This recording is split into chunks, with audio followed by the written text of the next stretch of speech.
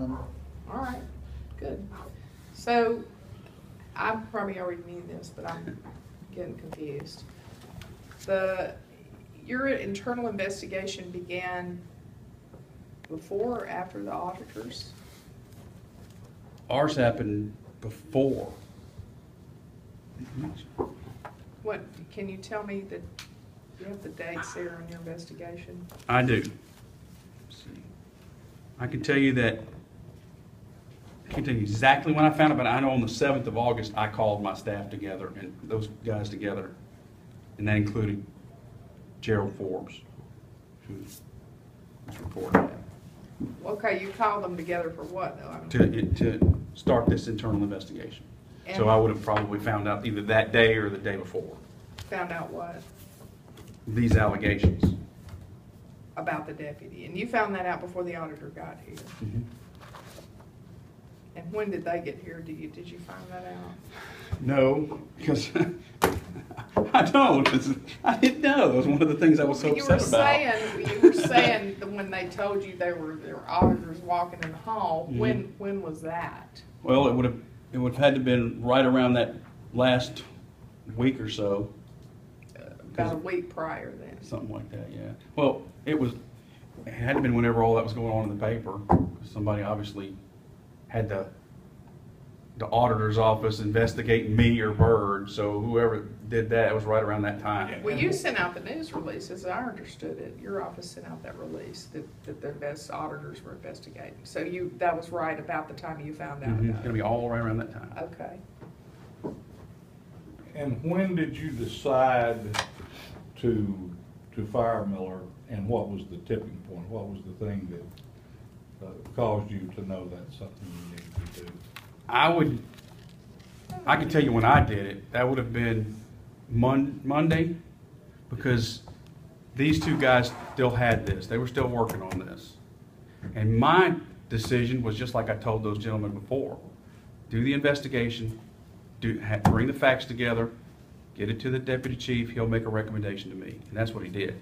And so I you were concurred. just acting on their Correct, advice. yes, sir. Just like I told him I would, and that's one of the things that's clear in that tape.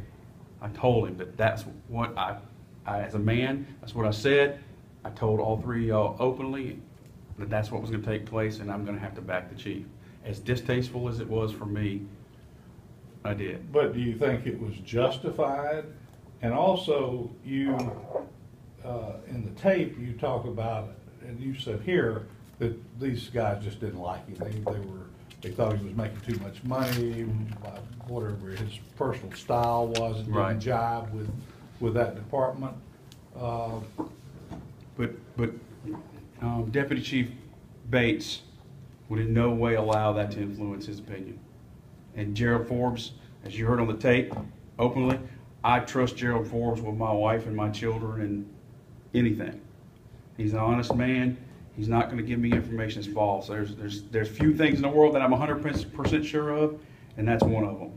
And Ray Bates, since I've worked with him, he's been nothing but professional and dedicated to that agency just like I am.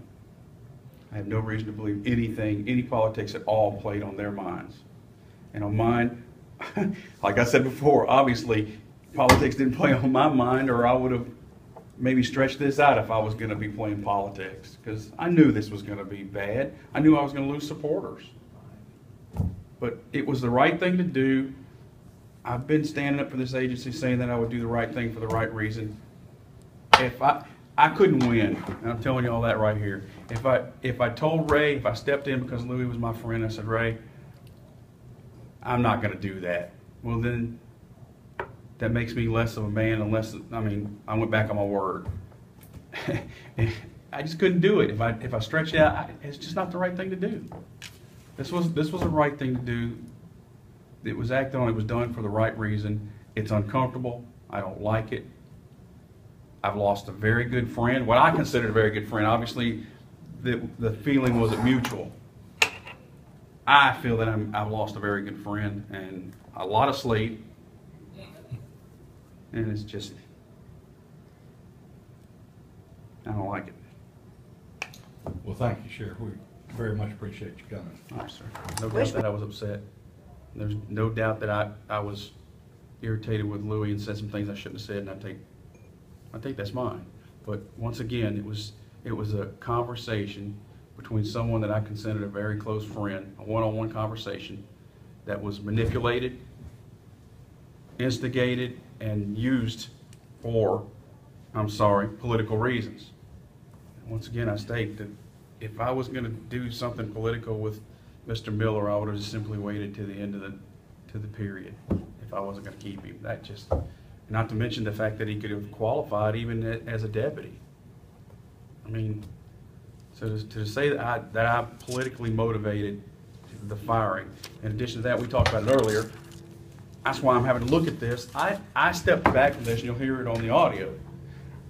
When this came to light, when this happened here, I told Louie, Ray, and Gerald that I was going to step back. You three are going to handle this.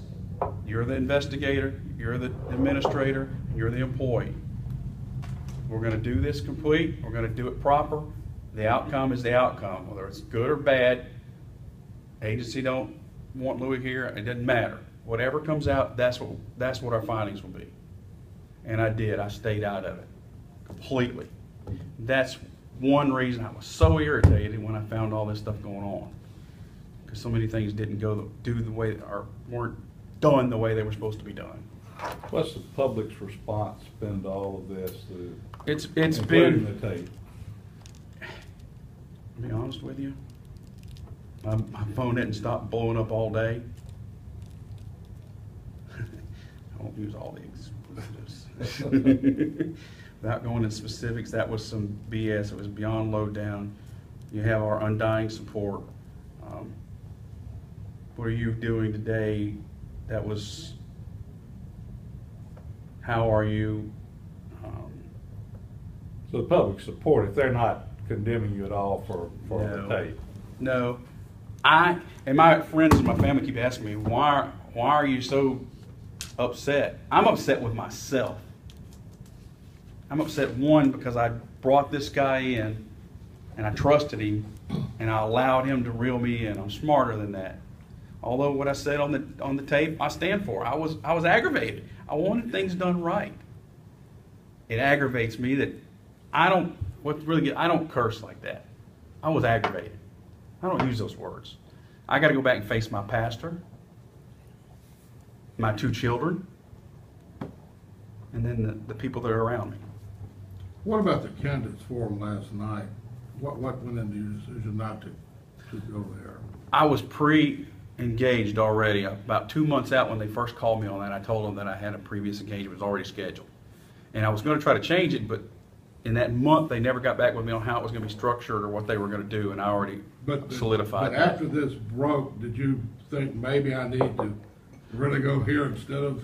Well, this broke afterwards. I mean, I'd heard some stuff early in the thing, but I'd never heard what it was going to be about or anything. Okay. And it was probably, I got done with the men's club. It had to have been about 8:30. Let's get out of here, because I had somebody call me. Okay, and I had actually was going to attend the town hall meeting afterwards, and I missed that also.